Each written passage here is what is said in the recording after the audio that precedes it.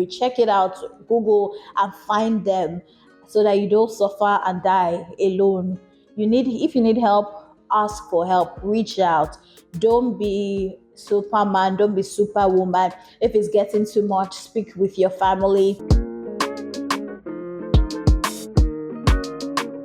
Hi everyone, welcome to my channel. My name is Eniola, but you can call me the Global MC. On this channel, I talk about the international student experience. I talk about my work as an international journalist, and I also talk about budgeting, money, all the good stuff, relationships, everything in between, all of that, the good stuff. If those are topics that interest you, feel free to subscribe, like, share, comment, and let's get the show on the road. Today, I'm talking about accents in the US. I'm talking about studying successfully. I'm talking about socializing, staying safe while you're in the US, as well as how to successfully explore the new city that you now find yourself in, because the school year is about to start. International students are already coming in. I've linked up with a few on LinkedIn. If you want to follow me on LinkedIn, Eniola, feel free to check me out and connect. So yes, a lot of international students have been coming in for the 2024-2025 academic year. And so I thought that I will make this video to help the transition be a little smoother for everybody. Capish? All right, let's get into it. The first thing that came to my mind was to talk about accents. Listen, if you're not from America, the chances are that you do not sound American. And there's always going to be that way that you sound that is native and regular where you're coming from. But in America, it just makes you very different. And so that's one thing you have to keep in mind, is not that they want to be doing or they can't hear you, or they're constantly asking you to repeat yourself. So just be mindful that, listen, I have an accent and I think that they have an accent, and that's totally fine. We're gonna not understand each other, one another 100% of the time, but we will both try, hopefully. And so my tips for, overcoming the language barriers that may exist or may not exist is deliberately speaking slower than you would normally speak when you're talking to maybe an American or any other person that you meet, because you may also meet somebody who's not from America but is not from your own country and is from a different country altogether, and you both now have to learn how to communicate with one another. So these are the issues, okay? You need to speak slowly, reduce the speed at which you're speaking. Try to enunciate. Make sure that you're double checking what you think you've understood from a conversation, so you're not going away thinking that, oh, I got what she was trying to say. Meanwhile, you didn't got it. You actually did not get it. Okay? And one of the ways to really just overcome that language or that accent barrier is to find an American friend, because when you're in conversations with people who have obviously grown up in America or have been here for a while, just talking to them will help you begin to shed some of your own personal accent, and help you bridge the gap to speaking more American and more regularly. Because it's not that I want you to abandon your local accent. When I'm with my Niger people, I know how to switch. It's called a code switch. I know how to switch.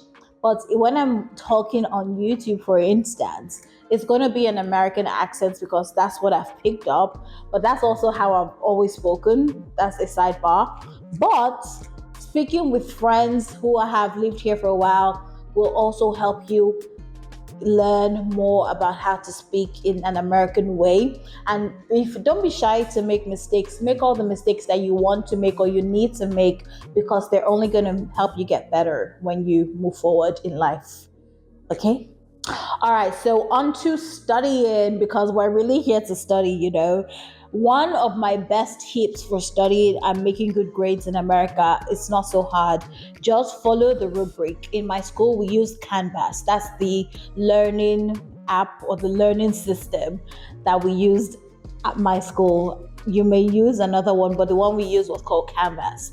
And on Canvas, your lecturers or your professors will upload all the syllabus for the year or for the course. They will upload the documents that accompanies several things that you're doing for that course. And you would also see for each assignment that's already in the course, you will see what the rubric is going to be. And the rubric is basically telling you, these are the things that I'm looking for. 1, 2, 3, 4. Bam. If you get all this 1, 2, 3, 4, that's 100%. If you get 3 out of 4, that's 80%. Or if you get 3 out of 4, that's 70%. The rubric will spell it out very clearly for you what you need to do to make an A in that course or to pass that course according to the way you want to pass, because some people are not actually going to school to make A's. You'll be surprised. But anyway, that's not the topic for today's discussion. The topic for today, anyway, not the topic for today. What we're talking about presently is how to successfully pass while you're in America. Number one is the rubric. Number two is having conversations with your professors, with your teaching assistants to check in on your progress on the course if you're especially if you're falling behind, because you do not want a situation where at the end of the semester you realize that, I'm finishing this course with a D because I missed a few deadlines or something like that.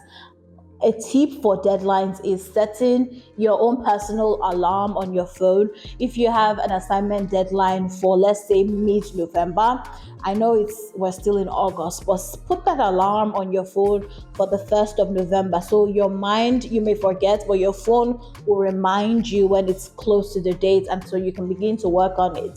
Those dates are also clearly written in Canvas. It depends on the app that your school is using. And so you want to really check your rubric, number one. You want to check your deadlines, number two. You want to check in with your professors and your teaching assistants. And number four, you may want to join a study group. Personally, I like to study by myself.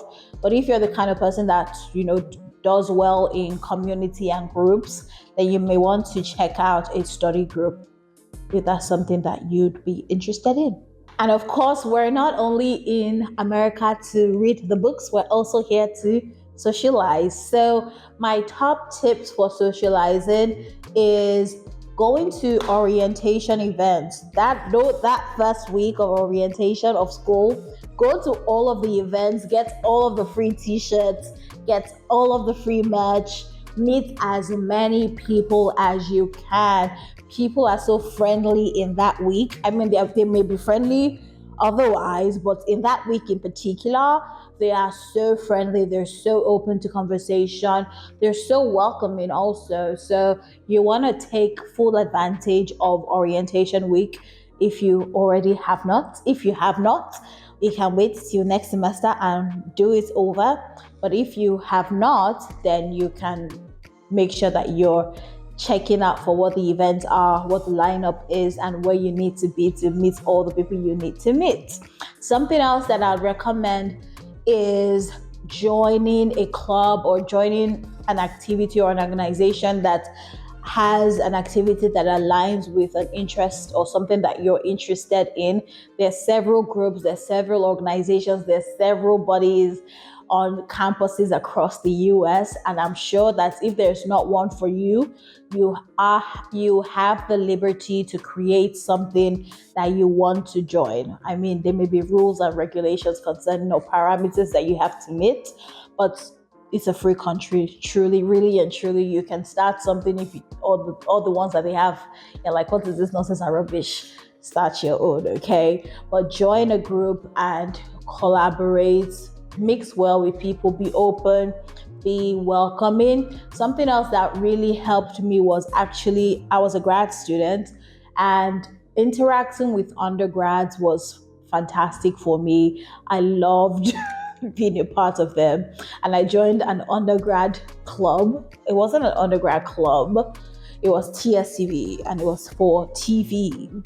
But all of the people in there were all undergrads. I was the only grad student, but it was a great experience, and that's something I would encourage you to try out. If you are in grad school at the moment, try mixing with the undergrads.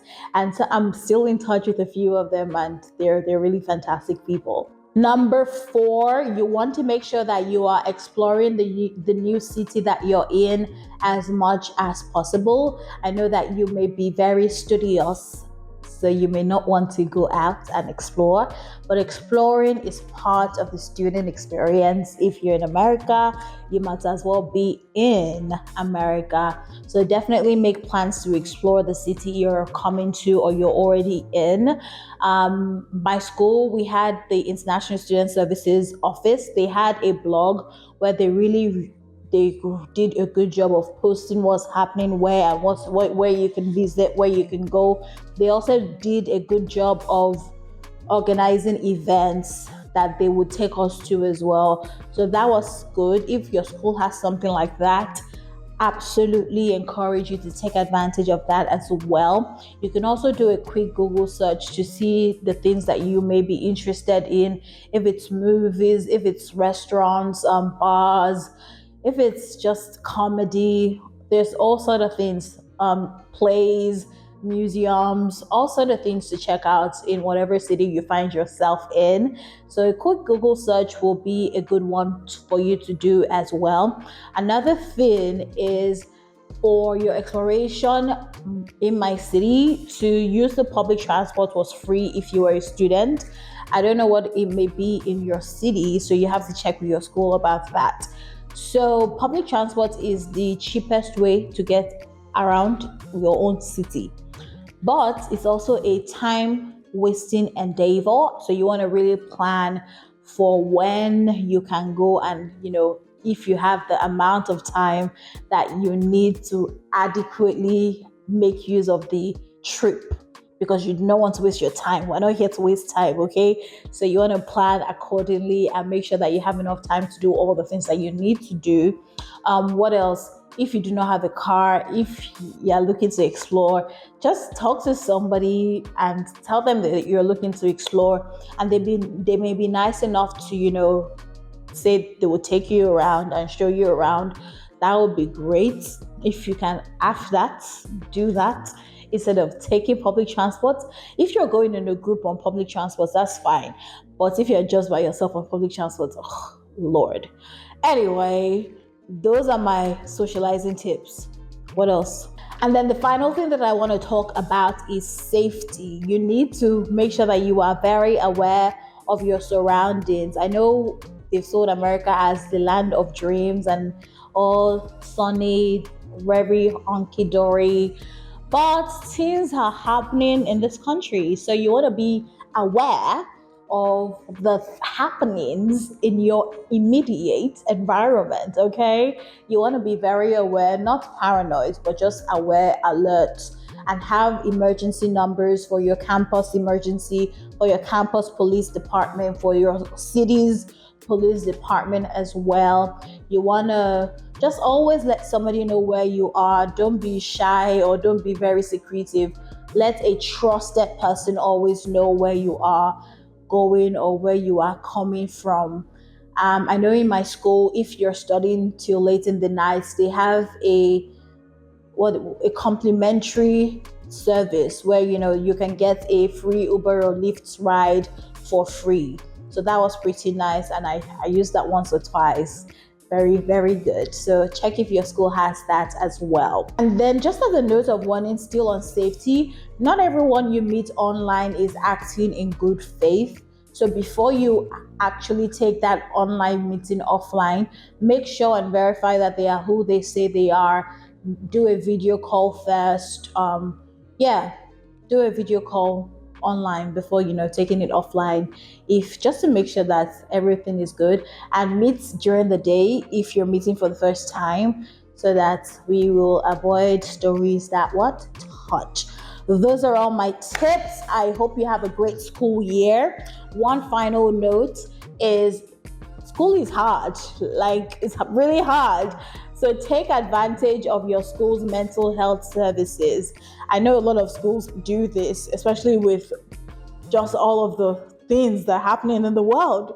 Life is crazy, school is crazy. And so if it's getting a bit too much and you need to speak to somebody, reach out to your school's mental health services building or whatever it is for you. Check it out, Google, and find them so that you don't suffer and die alone. If you need help, ask for help, reach out. Don't be superman, don't be superwoman. If it's getting too much, speak with your family. Try to always speak with your family because they may be annoying, but they will keep you going during the tough times. And yeah, I hope you have a great school year, and I will see you at the end of the semester. That's a lie. I'll see you next week. Okay. Thank you. Share this video if it was helpful to you, and let me know what you are looking to hear from, or what you're looking to hear about from me next. Thank you. Bye.